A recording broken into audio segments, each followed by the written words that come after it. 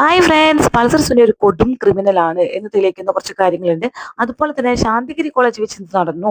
ഇനി ദിലീപിനെ തെളിവെടുക്കാൻ കൊണ്ടുപോയിട്ടും തെളിവെടുക്കാതെയാണ് കോടതിയിൽ സാക്ഷികളെയും ഒക്കെ ഹാജരാക്കാതെയാണ് കോടതിയിൽ എല്ലാ തെളിവുകളും വെച്ചിരിക്കുന്നത്. അതിനെക്കുറിച്ചിട്ടും അതുപോലെ തന്നെ സഹതടവുകാരനെ കുറിച്ചിട്ടും നമുക്ക് കുറച്ച് കാര്യങ്ങൾ പറയാനുണ്ട്. അതിന് വേണ്ടി ചാനൽ ഒന്ന് എല്ലാവരും സബ്സ്ക്രൈബ് ചെയ്യുക, ഷെയർ ചെയ്യുക, ലൈക്ക് ചെയ്യുക, ബെൽ ബട്ടൺ കൂടി അമർത്തിക്കോളൂ കേട്ടോ. ഓക്കെ, അപ്പൊ നമുക്ക് പൾസർ സുനിയെ കുറിച്ചിട്ട് തുടങ്ങാം അല്ലെ. പൾസർ സുനി ഒരു കൊടും ക്രിമിനൽ തന്നെയാണ് എന്ന് നമുക്ക് എല്ലാവർക്കും അറിയാം അല്ലെ. 2011 മുതൽ അയാൾ ക്രിമിനലായിട്ട് നടന്നിരുന്ന എല്ലാ വോയിസുകളും എല്ലാം നമ്മുടെ പത്ര റിപ്പോർട്ടുകളും ഒക്കെ ഉണ്ട് ഇല്ലേ. നമുക്കൊരു വോയിസ് കേട്ടുകൊണ്ട് വരാട്ടോ. ക്രിമിനലാണ് പൾസർ സുനി. ബസ്സിൽ യാത്ര ചെയ്യുകയായിരുന്ന മാർവാടി യുവാവിന്റെ മുഖത്ത് കുരുമുളക് സ്പ്രേ അടിച്ച് ലക്ഷങ്ങളാണ് അന്ന് സുനി തട്ടിയെടുത്തത്. 2014 മെയ് 19 പാലായിലെ വിവിധ ജ്വല്ലറികളിൽ സ്വർണം നൽകിയതിന് പണവുമായി KSRTC ബസ്സിൽ കോട്ടയത്തേക്ക് മടങ്ങുകയായിരുന്നു മുംബൈ സ്വദേശിയായ യുവാവ്. ഇയാളെ ആക്രമിച്ച യുവാക്കളുടെ 8 സംഘം 7 ലക്ഷം രൂപയാണ് അന്ന് തട്ടിയെടുത്തത്. പെരുമ്പാവൂർ കോടനാട് സ്വദേശിയായ സുനിൽ എന്ന യുവാവായിരുന്നു കേസിലെ പ്രധാന പ്രതി. പൾസർ ബൈക്കിൽ പിന്നാലെ പോയ സുനിലും സംഘവും കിടങ്ങൂരിലെത്തിയപ്പോൾ ബസ്സിൽ കയറി മാർവാടി യുവാവിന്റെ മുഖത്ത് കുരുമുളക് സ്പ്രേ അടിച്ച പണം തട്ടിയെടുക്കുകയായിരുന്നു. കേട്ടല്ലോ, 2014 നടന്ന സംഭവമാണിത്. 2011 വേറൊരു പെൺകുട്ടിനെ ബലാത്സംഗം ചെയ്തിട്ടുള്ള കേസ് അവന്റെ പേരിലുണ്ട്. അതുപോലെ തന്നെ ആരോ ബ്ലാക്ക് മെയിൽ ചെയ്തിട്ട് വേറൊരാളെ ഇതേപോലെ തന്നെ കാറിൽ തട്ടിക്കൊണ്ടുപോയി ബ്ലാക്ക് മെയിൽ ചെയ്തിട്ട് പൈസ തട്ടിയ ഇതുണ്ട്. പിന്നെ നടന്മാരുടെ ഒരുപാട് വീഡിയോസ് ഉണ്ട്. ഭാഗ്യലക്ഷ്മി തന്നെ വന്ന് പറയുന്നു അയാളുടെ ഫോണിൽ അല്ലെ. അതുപോലെ ഏതോ ഒരു നിർമ്മാതാവിന്റെ, അത് ആരുടെ നമുക്കറിയാം, പക്ഷെ ഒരു നിർമ്മാതാവിന്റെ ഭാര്യയെ തട്ടിക്കൊണ്ടുപോയിട്ട് ഇതുപോലെ പൈസ പെടുന്ന അവിടെ നോക്കി. ഇങ്ങനെ കുറേ കുറ്റകൃത്യങ്ങളുള്ള പൾസർ സുനി എന്ന് പറയുന്ന ആ ഡാഷ് പറഞ്ഞതാണ് എല്ലാവർക്കും വേദവാക്യം. ദിലീപാണ് കുറ്റക്കാരൻ എന്ന് തെളിയിക്കണം എല്ലാവർക്കും അല്ലെ. അപ്പൊ ഇപ്പൊ ഇത് പണ്ട് വന്ന അവന്റെ പത്ര റിപ്പോർട്ടാണ് ഇവൻ ഇത്രയും കൊടും ക്രിമിനൽ ആണെന്ന് പറഞ്ഞിട്ട്. ഇനി തൊടുപുഴ ശാന്തിഗിരി കോളേജിൽ വെച്ചിട്ട് ഇതേപോലെ തന്നെ ഒരു ഗൂഢാലോചന നടന്നു എന്ന് പറയുന്നു. ആര്? പൾസർ സുനി. ഈ കൊടും നരാധമനും അതുപോലെ നമ്മുടെ ദിലീപും കൂടി ഒരു ഗൂഢാലോചന നടന്നു എന്ന് പറയുന്നു. പോലീസുകാർ പറയുന്നതാണ് കേട്ടോ. അതും തകർന്നടിഞ്ഞു. എങ്ങനെയാണ് തകർന്നടിഞ്ഞത്? ജോർജറ്റൻ പൂരം എന്ന സിനിമയുടെ സെറ്റാണ് അവിടെ എന്ന് പറയുന്നത്. തൊടുപുഴ ശാന്തിഗിരി കോളേജ് അവിടെ വെച്ചിട്ട് ഒരു റൂം ഉണ്ടായിരുന്നു ദിലീപിന്. ആ റൂമില് പൾസർ സുനി വന്ന് സംസാരിച്ചു എന്നാണ് പറയുന്നത്. അതിനുവേണ്ടി തെളിവെടുപ്പിന് വേണ്ടി ദിലീപിനെ ഇവിടുന്ന് കൊണ്ടുപോയിട്ടുണ്ടായിരുന്നു. തൊടുപുഴയ്ക്ക് കൊണ്ടുപോയി. എന്നിട്ട് ആ റൂമിലേക്ക് കടത്തിയിട്ടില്ല, കോളേജിന്റെ മുന്നിൽ കൊണ്ടിരുത്തിയിട്ട് കുറച്ചു നേരം കഴിഞ്ഞപ്പോൾ തിരിച്ചു കൊണ്ടുവന്നു. പക്ഷേ കോടതിയുടെ മുന്നിൽ സാക്ഷികളെ ഒപ്പടക്കം അവര് സബ്മിറ്റ് ചെയ്തിട്ടുണ്ട്. എങ്ങനെയാണ്? ആ തെളിവെടുപ്പിന് ഉള്ളിലേക്കൊന്നും കയറാതെ ദിലീപിനോട് വെറുതെ വായ്മൊഴിയായി ചോദിച്ചുകൊണ്ട് അതിലിരുന്നു കൊണ്ട് 2 സാക്ഷികളെ കൊണ്ട് ഒപ്പിടിക്കണം. അങ്ങനെയാണ് അവിടെ കൊണ്ടുവന്നു എന്നതിന് തെളിവായിട്ട് 2 സാക്ഷികളെ കൊണ്ട് ഒപ്പിടിക്കണം. ആ സാക്ഷികളെ കോടതിയിൽ ഹാജരാക്കുക വേണം. കള്ള സാക്ഷികളെ കൊണ്ട് ഒപ്പിടിച്ച് അത് കോടതിയിൽ കൊണ്ടുവന്നില്ല. കാരണം അവിടെ തെളിവെടുപ്പ് നടന്നിട്ടില്ല. അവരവിടെ അവിടെ വരെ തൊടുപുഴ കോളേജിന് മുന്നിൽ ചെന്നിരുന്നു കൊണ്ട് തിരിച്ചു വരികയാണ് ചെയ്തത്. തെളിവെടുപ്പ് നടക്കാൻ അവിടെ ഒന്നും നടന്നിട്ടില്ല. പക്ഷെ പോലീസിന് തെളിവെടുപ്പ് നടന്നു എന്ന് തന്നെ കാണിക്കണം. അപ്പൊ എന്തുകൊണ്ട് നടന്നില്ല എന്ന് ചോദിച്ചപ്പോൾ അവിടുത്തെ പോലീസുകാർ പറഞ്ഞത് എന്താ വെച്ചാൽ അവിടെ ഭയങ്കര റഷായിരുന്നു, അതുകൊണ്ട് തെളിവെടുപ്പ് നടത്താൻ പറ്റിയില്ല. പക്ഷേ തെളിവെടുപ്പ് നടത്തിയില്ല എന്നല്ല കോടതിക്ക് സമക്ഷം വെച്ചിരിക്കുന്നത്. എന്താണ് തെളിവെടുപ്പ് നടത്തിയിട്ട് വലിയൊരു സംഭവം തന്നെ എഴുതി ചേർത്തിട്ടുണ്ട്. അവിടെ ഇരുന്നിട്ട് ഒരു ഗൂഢാലോചന നടത്തി, എത്ര പൈസ കൊടുത്തു എന്നൊക്കെ. അപ്പൊ കോടതി ചോദിച്ചു, ഇതെവിടെ നിന്നാണ്? കെട്ടിച്ചമച്ച കഥകളാണോ? അപ്പൊ അതും തള്ളി. ശരിക്കും ദിലീപ് ജീപ്പിൽ ഇരുന്നു കൊണ്ട് എന്ത് തെളിവെടുപ്പാണ് നടന്നതെന്ന് അറിയുന്നില്ല കേട്ടോ. പിന്നെ ഇതില് ഒരു സാക്ഷിയുടെ നമ്പർ കൊടുത്തിട്ടുണ്ട്. ആ നമ്പർ തൃശ്ശൂര് ടെന്നീസ് കോർട്ടിൽ വെച്ചിട്ട് ഒരു സാക്ഷിയുടെ നമ്പർ ഉണ്ട്, ഗ്രൗണ്ട്സ്മാന്റെ. ആ ഗ്രൗണ്ട്സ്മാന്റെ നമ്പർ ഇവർ കൊടുത്തിട്ടുണ്ട്. ആ നമ്പർ തന്നെയാണ് തൊടുപുഴയിലത്തെ സാക്ഷിയുടെ നമ്പറും. അപ്പൊ ഒരേ നമ്പർ എന്തുകൊണ്ട്? അതും പൊളിഞ്ഞു. പക്ഷെ 2 സാക്ഷികൾ എന്താ, ഇവിടുത്തെ ഗ്രൗണ്ട്സ്മാൻ അവിടെ പോയി നിൽക്കായിരുന്നു തൊടുപുഴയിൽ നിന്നിട്ട്. ഇവിടെ ജോലി ആൾക്ക് ചെയ്യണ്ടേ. അപ്പോ ഇതൊക്കെ കെട്ടിച്ചമച്ച കഥകളാന്ന് പൊളിയാൻ അധികം സമയമൊന്നും വേണ്ട അല്ലെ. ശരിക്കും ഞാൻ പറയുകയാണെങ്കിലേ ഈ പറയുന്ന ദിലീപിനെയും പൾസർ സുനിയെയും നടൻ ലാലിനെയും ലാലിന്റെ മകനെയും ഈ ഭാഗ്യലക്ഷ്മിയെയും അതുപോലെ ഇതിൽ വന്നിരിക്കുന്ന പുതിയൊരു ശ്രീലക്ഷ്മി എന്ന് പറയുന്ന കഥാപാത്രത്തെയും സുനിലിനെയും പിന്നെ ദിലീപിനെയും ദിലീപിന്റെ ഭാര്യയെയും കാവ്യയെയും എന്ത് ചെയ്യണം? പോളിഹീം നടത്തണം. പോളിഹീം എന്ന് വെച്ചാൽ നുണ പരിശോധന നടത്തണം.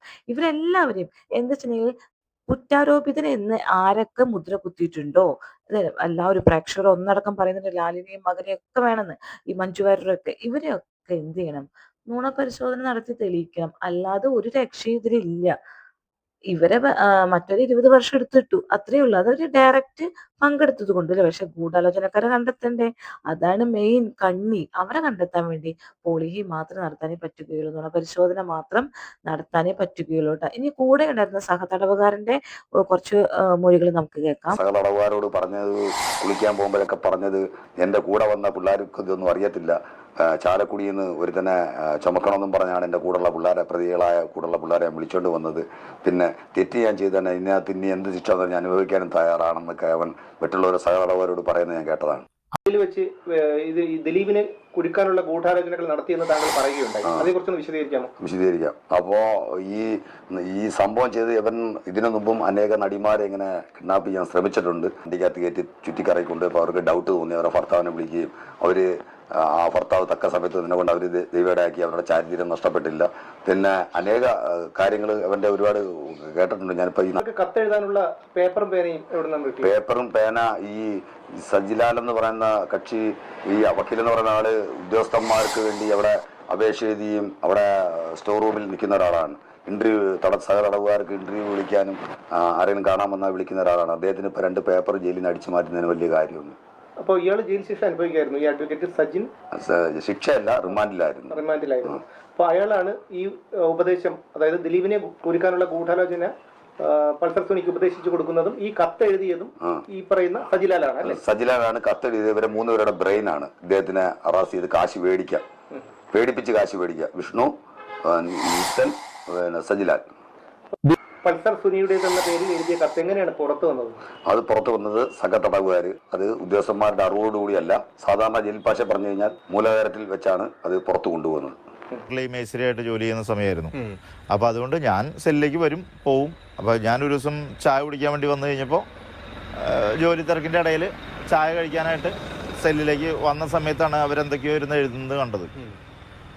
അതിനകത്ത് പകൽ പോലെ വ്യക്തമാണ്. അതിനകത്ത് കോടതിക്ക് അറിയാം, പോലീസിനറിയാം, CCTV ദൃശ്യങ്ങളുണ്ട്. ഇത്രയൊക്കെ തെളിവ് മതിയില്ലേ? ശരിക്കും ഈ കത്ത് കൊണ്ടുവന്നിരുന്നത് ശരിക്കും എന്താ പറയുന്നേ, നമ്മുടെ മലവിസർജനം നടത്തുന്ന സ്ഥലത്ത് വെച്ചിട്ടാണ് ഇവർ കൊണ്ടുവന്നത് എന്നാണ് പറയുന്നത് പുറത്തേക്ക്. ഇതാണ് ദിലീപിന് കിട്ടിയിരിക്കുന്നത്, ഈ കത്താണ് കിട്ടിയിരിക്കുന്നത്. ഇത് എഴുതിയ വ്യക്തികളെ ഇപ്പൊ പറയുന്നുണ്ടല്ലോ, അവിടെ ഒരാൾ റിമാൻഡിലുണ്ടായിരുന്നു, ഒരു അഡ്വക്കേറ്റ്. ആ അഡ്വക്കേറ്റ് ആണ് ഇത് പറഞ്ഞു കൊടുത്ത് എഴുതിക്കുന്നത്. കാരണം സുനിയെ രക്ഷപ്പെടുത്താൻ ഇനി വേറെ മാർഗങ്ങളില്ല. അപ്പൊ നേരെ നിനക്ക് ആരെയാണ് നിനക്ക് ദേഷ്യമുള്ളത്, അല്ലെങ്കിൽ ഈ നടിയോട് ദേഷ്യമുള്ളത് ആരെങ്കിലും ഉണ്ടോ എന്ന് ചോദിച്ചപ്പോ ഉണ്ട്, ദിലീപ് ഉണ്ട്. എങ്കിൽ ശരി, നമുക്ക് അയാളെ തലേക്ക് എടുത്തിട്ട് എന്നിട്ട് നമുക്ക് എന്ത് ചെയ്യാം, കാശ് തട്ടാന്നുള്ള ലെവലിലാണ്. അപ്പൊ കോടതി പറയുന്നുണ്ട് നല്ലൊരു ഹാൻഡ് റൈറ്റിംഗ് ആണ്. കുറ്റവാളികൾക്ക് ഒരിക്കലും ഇത്രയും നല്ല ഹാൻഡ് റൈറ്റിംഗ് വരികയില്ല. പൾസർ സുനിയെ ഫോറൻസിക് ലാബിൽ പരിശോധിച്ചപ്പോഴും ഇങ്ങനെ തന്നെയാണ് പറഞ്ഞത് അല്ലെ? അപ്പോ അതും പിന്നെ ഇതിൽ അവസാനമായി പറയുന്നുണ്ട്, വയറിംഗ് പണിക്ക് വന്ന ഒരു കുറ്റവാളി വയറിംഗ് പണി ചെയ്യുന്ന സമയത്ത്, അതിൽ ചായ കുടിക്കാൻ വന്ന സമയത്ത് ഇവരിരുന്ന് ഗൂഢാലോചന ചെയ്യുന്നത് ക്യാമറയിലുണ്ട്, CCTV ക്യാമറയിലുണ്ട്. ഇതൊക്കെ അപ്പോ ദിലീപിന് എതിരെ തെളിവുകളൊന്നും സംഘടിപ്പിക്കാനില്ലെങ്കിലും ദിലീപിന് അനുകൂലമായ തെളിവുകൾ സംഘടിപ്പിക്കാൻ ഒരുപാടുണ്ട് അല്ലെ? അപ്പൊ അതൊന്നും പോലീസ് കളക്ട് ചെയ്തിട്ടില്ല. പക്ഷെ അവര് വെറുതെ ഇരിക്കുമോ, ദിലീപിന്റെ വക്കീൽ വെറുതെ ഇരിക്കില്ലല്ലോ. അപ്പൊ അതൊക്കെ കളക്ട് ചെയ്ത് സബ്മിറ്റ് ചെയ്തു. അപ്പൊ എന്തായാലും ദിലീപ് കുറ്റക്കാരനല്ല എന്ന് തെളിയിക്കേണ്ടത് അവരുടെ ചുമതലയാണ്. ഇല്ലെങ്കിൽ ഈ എന്താ പറയാ, ഈ കേസിലൊക്കെ ശരിക്കും അകത്ത് പോകും. നമ്മളെ പോലുള്ള ആൾക്കാരൊക്കെ ആണെങ്കിൽ നമ്മൾ അകത്ത് പോയി കുറെ വർഷങ്ങളായി എടുക്കുക എന്ന് മാത്രമേ പറ്റുകയുള്ളൂ. കാരണം നമ്മളേക്ക് ഇത് തെളിയിക്കാൻ വേണ്ടിയിട്ടുള്ള കാശ് ഇതൊന്നുമില്ല. ഇപ്പൊ ഇത് തെളിയിക്കണമെങ്കിൽ നമ്മൾ കാശ് ഇറക്കണം. അങ്ങനെയാണ് കോടതി വരെ പറഞ്ഞത്. എന്ത് കാര്യത്തിനും നമ്മൾ കാശ് ഇറക്കണം. കാശ് ഇറക്കുമ്പോൾ നമ്മുടെ ഇല്ലാത്തതുകൊണ്ട് നമ്മൾ എന്ത് ചെയ്യും, നമ്മളത് തെറ്റുകാരായിട്ട് ഇരിക്കുക തന്നെ ചെയ്യും. അപ്പൊ ദിലീപ് തെറ്റുകാരനല്ല എന്ന് തെളിയിക്കേണ്ടത് ദിലീപിന്റെ ബാധ്യത ആയതുകൊണ്ട് ദിലീപ് അതൊക്കെ ചെയ്തു എന്ന് മാത്രം. ഇനി നമുക്ക് ഈ കത്ത് എഴുതിയ ആള് പറയുന്ന ഒരു വോയിസ് ഉണ്ട് കേട്ടോ, അതൊന്ന് കേൾക്കാം. തുടർന്നാണ് ഞാൻ കത്തെഴുതിയത്. ഭീഷണിയെ തുടർന്നാണ് ഞാൻ കത്തെഴുതിയത്. ജയിലധികൃതരെയും സുനിയുടെയും ഭീഷണിയെ തുടർന്നാണ് ഞാൻ കത്തെഴുതിയത്. ദിലീപിന് ഇതുമായിട്ട് ഒരു പങ്കുമില്ല.